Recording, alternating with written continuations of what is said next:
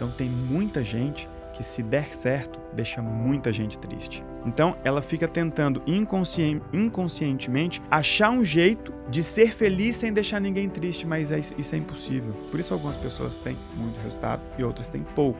No ambiente natural dela, ela é tolhida por ser quem é e como é e exigida a ser diferente. Mulheres muito rígidas, certo? Que não conseguem se entregar para homem nenhum e aí se casa com a carreira. Sim. E aí fica vivendo essa coisa totalmente desequilibrada. E quanto mais ela tem sucesso na carreira, mais difícil ela fica para ela se entregar para um homem. Por quê? Voltando para a parte da vendas ali do sucesso, só para não passar a ideia de que só o rígido e o psicopata Porque não vai é uma conseguir verdade, a gente sabe que não é uma verdade. Sim. O que existe é o seguinte: por trás dos traços tem dois grandes elementos: a dependência emocional e a falta de ambição. Existe uma ambição que ela é nata e uma ambição que depende de ser provocada. O traço de caráter rígido e o traço de caráter psicopata, eles têm uma ambição nata. Então, eles sempre querem muito, eles sempre querem mais, eles sempre querem ser os melhores, os primeiros.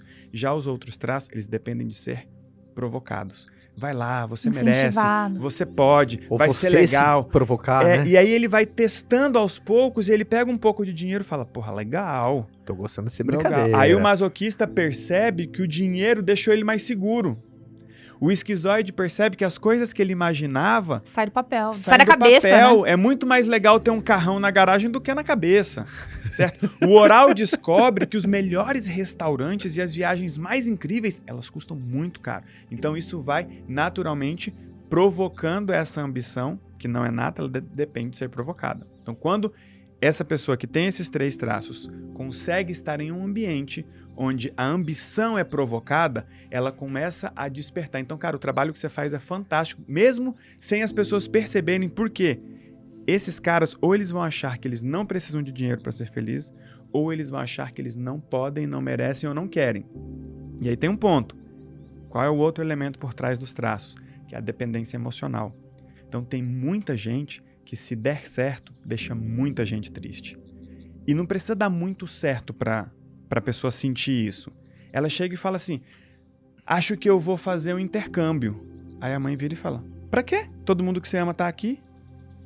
Aí ela fala, putz, não posso ir. Ou, se eu for, as pessoas vão ficar tristes.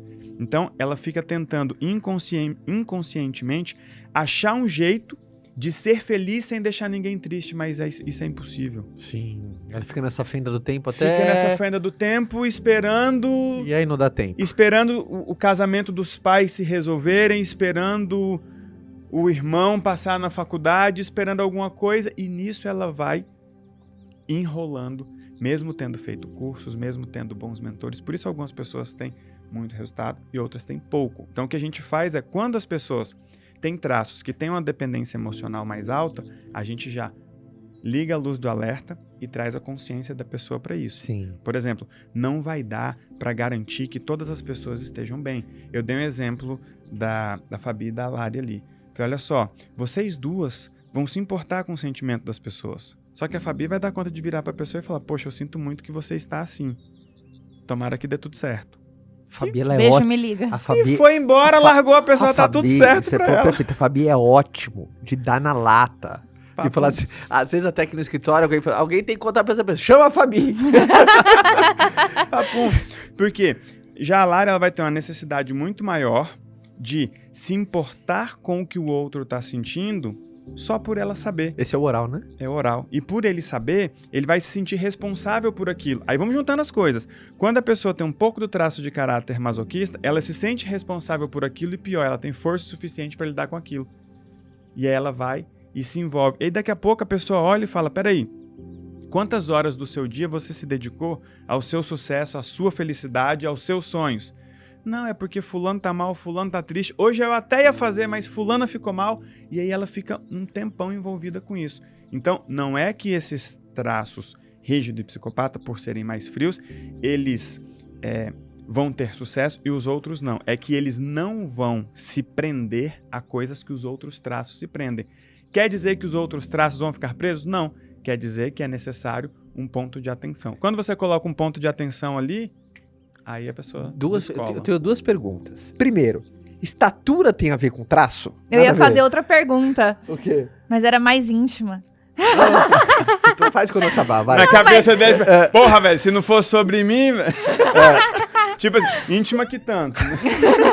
Estatura tem a ver? Eu não lembro qual pesquisa que eu vi, em relação de homens mais poderosos do mundo, já era um ar mais alto. Eu não sei se era groselha, se isso tinha fundamento ou não lembro. Por isso que eu nem vou colocar aqui, mas existe Nunca isso? fizemos um estudo sobre isso. O que a gente percebe é o seguinte: quando a pessoa tem uma necessidade natural e uns traços que têm uma predisposição a brilhar, por exemplo, ela não vai ser baixinha. O que a gente vê de pessoa baixinha, geralmente, traço de esquizoidia e traço de oralidade. Isso vai ser mais fácil. Por quê? É pequenininho, é a criancinha, não sei o quê. Ou se é o esquizoide, é pequenininho e ninguém tá vendo. Então ele passa aqui desapercebido e pra ele é bom. Pra ele é bom. O esquizoide, se ele puder existir sem existir, se ele puder viver de máscara, ele vai viver de máscara. Você viu, eu vou na raça. 1,73 ali, na raça, velho. Eu pulo se for necessário, né? Você viu que eu vou na raça, meu. Tem os gigantão ali, Davi, Golias, eu vou, velho. Mas aí a outra pergunta era o seguinte: tem hora que o traço falha? Por exemplo, você olha... Porque por amostragem, você já deve ter comprovado que, puta, cara, a gente analisa, o dia inteiro isso.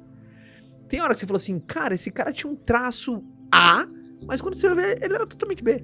Então, olha que louco. Quando a gente analisa uma pessoa e chega à conclusão de que ela tem um determinado traço e ela se comporta de forma totalmente diferente, é porque no ambiente natural dela, ela é tolhida por ser quem é e como é e exigida a ser diferente. Então é aquela pessoa que você pega e fala, poxa, ela tem muito traço de caráter oral, mas ela é calada. Ok. Não quer dizer que ela não tenha o traço de caráter oral. Quer dizer que ela está se obrigando ou sendo obrigada a ser diferente de quem ela é. E aí a gente vai analisar o custo emocional e o impacto. Aí geralmente essas pessoas estão comendo, estão com a boca sempre ocupada para conseguir ficar caladas. Sim. Tá? Ou fuma demais, ou bebe demais, ou gasta demais, porque o oral ele é absurdamente intenso. Então, se ele cala a boca, aí ele precisa compensar isso em outras coisas. Por isso que muitas pessoas fazem bariátricas. Aí não fumava ou começa a fumar muito. Ou fumava um pouquinho e começa a fumar um montão. Sim. Então, a gente vai analisar o seguinte. O seu padrão de funcionamento ele está totalmente incondizente com os seus traços. Por quê? O que está acontecendo? Aí a gente traz a pessoa para o recurso do traço dela. E isso geralmente potencializa. Agora, quando você traz um exemplo desse, essa é uma pessoa que não está vivendo sucesso. Sim. Certeza. Nem na carreira, nem nos relacionamentos. Ou tá num desequilíbrio maior, né, cara? Às vezes tá despontando numa área, um custo maior em outra, ou ele poderia se encaixar para continuar crescendo mais de um jeito mais harmônico para ele, né, cara? Esse exemplo aí é muito comum entre mulheres muito rígidas, certo? Que não conseguem se entregar para homem nenhum e aí se casa com a carreira. Sim. E aí fica vivendo essa coisa totalmente desequilibrada. E quanto mais ela tem sucesso na carreira, mais difícil ela fica para ela se entregar para um homem. Por quê? Ela se entregou 100% na carreira para não depender de homem nenhum, certo? Então, quando ela vai para um homem mais fraco, aí ela sente que esse homem arrisca o sucesso dela, a carreira dela, ok? E quando ela vai para um homem muito mais alto, ela se compara e pensa, putz, ele tem opções... Eu tô perdendo, porque ele tem opções muito mais interessantes do que eu. E aí ela fica sempre nesse limbo ali no meio da escada. Você reparou que toda vez que a gente fala do traço do caráter rígido, ela pega rapidão, assim? É isso. E tem muito disso, né? Quando você... Você se identifica. A galera ouvindo aqui esse podcast, quando você traz as características do traço... Você percebe das crianças, a minha não dá pra saber, mas a Bela e o Theo? Theo é extremamente... Tira o extremamente, que fica mais fácil você entender a combinação, porque é sempre uma mistura. É sempre uma mistura. O Theo mais rígido. A Bela, qual que era o... Fala todos aí de novo. Esquizoide, oral, psicopata, masoquista e rígido. Você quer saber de qual característica? Pensa, o sentimento. Qual que é esse? É oral. É oral, né? Oral. É oral. Minha filha é totalmente oral. Então, por exemplo... E o Theo, teu filho? Meu Theo é rígido. Então... A minha não dá pra... Bebê não dá pra saber, né? Não. Dá pra saber, assim, se naquela fase ele tem muito ou pouco daquela fase que ele já viveu, tá? Então, por exemplo, o Theo, ele vai ser encorajado... Vamos lá. Você deixou um bilhete lá, ele vai jogar futebol e tem um bilhete, certo? Se esse mesmo bilhete, do mesmo tamanho, deixado no mesmo lugar, escrito do mesmo jeito, tiver assinado pela mamãe, vai ter um peso. Se tiver assinado pelo papai, vai ter outro. Porque ele naturalmente vai competir com você. Só que quando ele entender que na competição por ela, ele sempre vai perder. Mas por outras coisas, não, aí ele começa a contar com você.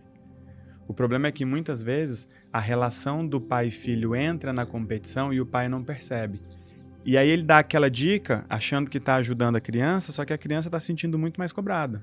Não, o Theo, Mas olha que interessante, o Theo, ele é movido a desafio. Não, e olha isso. Então assim, a gente às vezes precisa que ele fique quieto. Às vezes Eu desafio você a conseguir ficar... Aí ele fica. Agora se eu falar assim, Theo, por favor, fica quietinho, me ajuda. Nunca. Nunca. Acho que tava jogando memória esses dias, eu ganhei, ele começou a chorar. Traço absurdo do rígido, né? Do rígido. Então, mas o problema foi perder pra você. O problema foi perder pra você. Então, quando você começa a entender isso, você fala, beleza, em muitos momentos, você não vai ser a melhor pessoa pra dar uma dica pra ele. Uhum. Porque aquela dica, talvez ele se obrigue a fazer o contrário pra tentar vencer de um jeito sem ser o que você falou. Entendeu? Uhum. Então, não quer dizer que não seja a melhor dica e que ela não tenha sido dada com a melhor das intenções, mas é que pra ele, tá, deixa eu testar uma outra parada pra eu vencer de outro jeito e não no território do meu pai. Então a gente começa a conseguir resolver conflitos, cara. Geralmente os conflitos eles têm raízes pequenas. E os grandes conflitos geralmente eles têm raízes pequenas. A gente Mas começa, é o acúmulo daquilo por muito tempo. é o acúmulo daquilo somado a tudo que acontece em outros ambientes.